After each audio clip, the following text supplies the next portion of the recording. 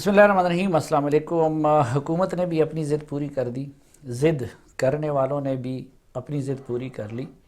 और justice retired अज़मत Saeed साहब ही को ब्रॉडशीट कमीशन जो यकरुकनी कमीशन होगा उसका सरबराह बना दिया गया। हकीकत ये है कि जस्टिस अज़मत सईद साहब से ब्रॉडशीट के मामले की तहकीकात कराना ऐसा है कि जैसे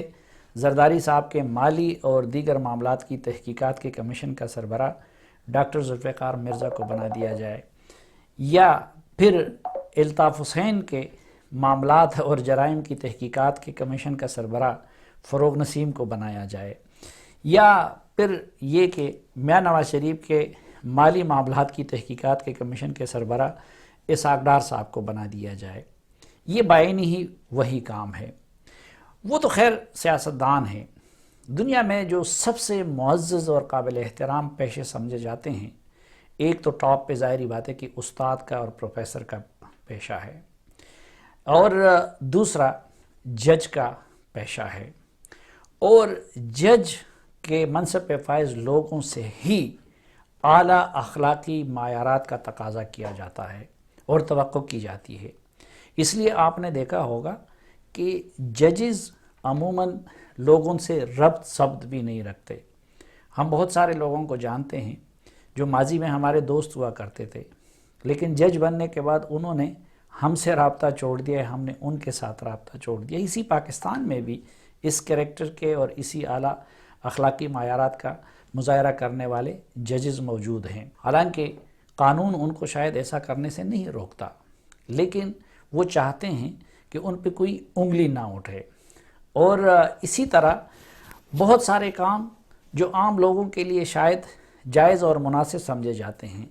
लेकिन जजेस ने अस खुद अपने ऊपर वो पाबंदी लगाई होती है। मसलन पूरी दुनिया में भी ये रिवायत है और पाकिस्तान में भी ये रिवायत है कि जब जज पे मुकदमे का अगर एक फ़रीक भी एतराज़ कर ले, तो अगर वो अखलाकी मायारात से काम लेने वाला जज हो तो वो अपने आप को उस मुकदमे से अलग कर देता है। अभी रिसेंटली मीर शकील उर रहमान साहब के केस की समाअत हो रही थी, तो सुप्रीम कोर्ट में उस रोज़ बेंच ने इसलिए समाअत नहीं की क्योंकि बेंच में शामिल एक मुअज़्ज़ज़ जज का ये कहना था कि उस वक़्त यानी आज से 30-35 साल पहले जो LDA के चेयरमैन थे या डायरेक्टर थे, वो रिश्ते में उनके मामू हैं। अब हालांकि वो बराह रास्त उस मुकदमे में फरीक भी नहीं थे,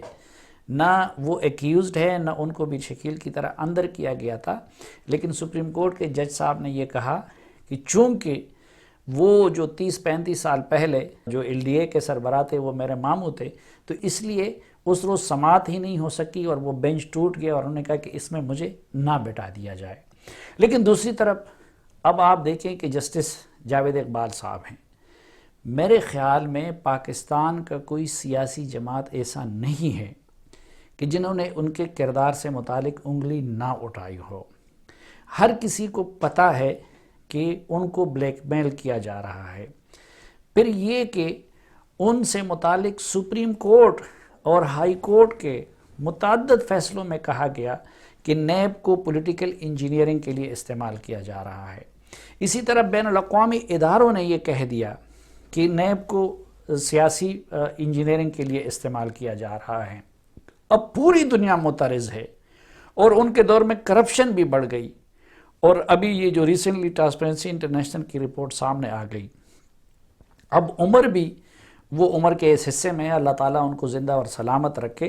कि वहाँ पे लोग अपने रब को राज़ी करने की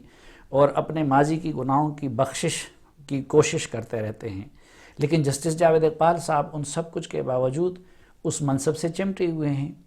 और दूसरी तरफ अभी जस्टिस अज़मत सईद साहब को देख लीजिए कि भाई लोग आपके माजी के किरदार को भूलने जा रहे थे, लेकिन जब वो इस पे इसरार करेंगे तो अब ज़ाहिरी बात है कि लोग उनको दोबारा तनकीद का निशाना बनाएंगे और उनको मज़ीद मुतनाज़ा बनाने की कोशिश की जाएगी। फिर ये कि उनको तमाम सियासी जमातों ने इस मनसब के लिए उनकी तकर्रुरी को मुस्तरद कर दिया, और तकरीबन जितने भी गैर जानिबदार मीडिया है انہوں نے بھی ان کی تقرری پہ اعتراض کیا، لیکن اس کے باوجود بھی ہم حیران ہیں اور لوگ بھی حیران ہیں، اور ان کی عظمت کو سلام ہے کہ انہوں نے وہ ڈیوٹی قبول کر لی اور وہ منصب اس کے باوجود بھی قبول کر لیا۔ اسی طرح کئی اور لوگ بھی ہیں کہ جن کو قوم مسترد کر چکی ہے، جن کے کردار کے بارے میں بڑے بڑے سوالات بھی ہیں، لیکن اس کے باوجود بھی وہ اس طرح کے مناصب سے نہ صرف یہ کہ چمٹے رہتے ہیں بلکہ کوشش کرتے ہیں کہ کسی طریقے سے اس طرح کا منصب ان کے پاس ہی رہے۔ سوال یہ ہے کہ یہ لوگ ایسا کیوں کرتے ہیں؟ اس کو سمجھانے کے لیے مجھے ایک لطیفے کا سہارا لینا پڑتا ہے۔ لطیفہ یہ ہے کہ ایک شخص کا بیل شام کے وقت جنگل سے واپس نہیں آیا اور وہ جنگل میں گم ہو گیا تھا، تو جو بیل کا مالک تھا وہ رات کو اسے ڈھونڈنے کے لیے جنگل میں نکل پڑا اور اس کو تلاش کرتا رہا۔ رات کو اندھیرے میں ان کو کہیں سے شیر سے واسطہ پڑ گیا، لیکن وہ غلطی سے یہ سمجھ بیٹھے کہ یہ ان کا بیل ہے، چنانچہ اس کو کانوں سے پکڑ کے وہ گاؤں کی طرف واپس آنے لگے۔ تھک گئے تھے، فجر کا وقت قریب آ رہا تھا، تو تھوڑی دیر تھک جانے کے بعد وہ اس کے کاندھے پہ بیٹھ گئے اور ان کو دونوں کانوں سے پکڑ لیا۔ اب جب فجر کا وقت ہو رہا تھا کہ وہ جنگل سے نکل کے گاؤں کی طرف نکل آئے، لوگوں نے جب دیکھا کہ کسان صاحب یا بیل کے جو مالک ہیں وہ شیر پہ سوار ہیں، تو لوگ اس کو دیکھتے ہی بھاگنے لگے، اور کسان صاحب بیچارے حیران ہو گئے کہ یہ لوگ مجھے دیکھ کے کیوں بھاگ رہے ہیں۔ لوگ سمجھ رہے تھے کہ یہ تو بہت بہادر ہے، اور لیکن خود شیر کے خوف سے لوگ ادھر ادھر بھاگنے لگے۔ جب لوگوں نے ان کو توجہ دلائی کہ تم تو شیر پہ کے کاندھے پہ بیٹھے ہو، اس نے نیچے دیکھا تو وہ اس کی جان بھی نکل گئی کہ میں تو شیر کے کاندھے پہ سوار ہوں۔ اور اب وہ بیچارہ خوف کے مارے شیر کے کانوں کو مزید سختی کے ساتھ کھینچ رہا ہے، اور شیر بھی بھاگتا جا رہا ہے اور لوگ بھی بھاگتے جا رہے ہیں۔ لوگ ان کو سمجھ رہے ہیں کہ بندہ تو بڑا بہادر ہے کہ وہ شیر کے کاندھے پہ سوار ہیں اور گھوم رہے ہیں، لیکن اس بیچارے کو یہ فکر تھی کہ اب میں اگر شیر سے اتروں گا تو شیر پیچھے مڑ کے مجھے ہڑپ کر لے گا۔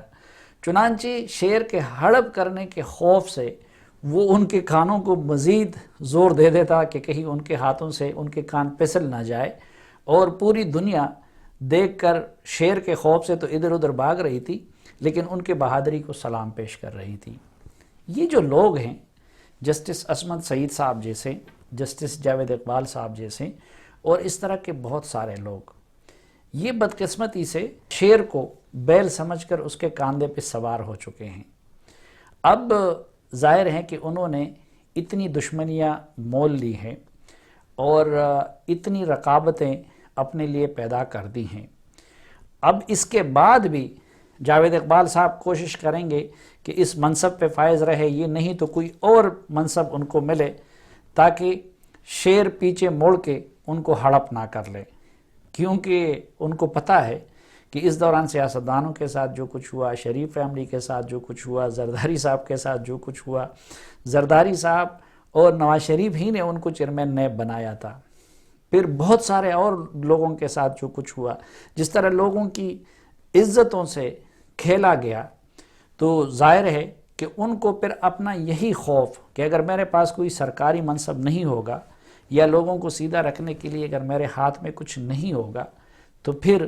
ظاہری بات ہے کہ لوگ اپنا انتقام لیں گے۔ وہ لیتے ہیں یا نہیں یہ الگ بات ہے، لیکن ان کو تو یہی خوف ہوتا ہے۔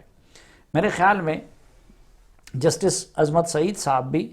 اب اسی طرح شیر کے کاندھے پہ سوار ہیں، اس لیے وہ یہ چاہتے ہیں کہ وہ شیر کے کاندھے پہ اسی طرح سوار رہیں، چنانچہ انہوں نے یہ منصب اپنے لیے قبول کر لی، اور اس کے بعد بھی ان کی یہ کوشش رہے گی۔ اور اسی طرح بہت سارے اور بھی اس ملک میں کردار ہیں جو اس وقت اسی کیفیت سے دوچار ہیں۔ حالانکہ ہونا تو یہ چاہیے کہ جس قدر جلد کسان صاحب شیر کو شیر سمجھ کے اس سے اتر جائیں تو یہ ان کے لیے بہتر ہیں، کیونکہ آپ شیر کے کاندھے پہ سوار رہیں گے تو کبھی نہ کبھی تو ایسا ہوگا کہ ایک نہ ایک دن آپ کو وہ کان اس کے چھوڑنے پڑیں گے۔ مثلا میں نے پہلی مرتبہ یہ جنرل پرویز مشرف صاحب کے بارے میں لکھا تھا 2006-07 میں کہ وہ شیر کے کاندھے پہ سوار ہیں، تو کبھی تو بہرحال ان کو اترنا پڑا، لیکن ظاہری بات ہے کہ اس طرح کے لوگ پھر بھی شیر سے بڑی حد تک محفوظ رہتے ہیں۔ بہتر طریقہ یہی ہوتا ہے کہ آپ لوگوں کے سامنے وہ اس کسان کی طرح جعلی بہادر بننے کی بجائے یہ اعتراف کر لیں کہ بس غلطی ہو گئی ہے اور میں